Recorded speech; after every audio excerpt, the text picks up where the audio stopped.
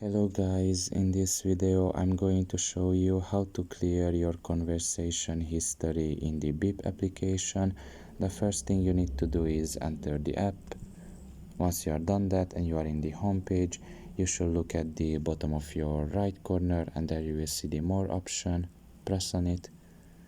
And here in this page you should select the last option, which is settings. And here basically you should just select the my account option, and you can see there the second option, which is clear history. And if you press on it, you can just press on OK, and like that you will be able to delete your conversation history that easily. So pretty much this is all about it. I hope this video was helpful to you. Thank you for listening and see you next time. Bye bye.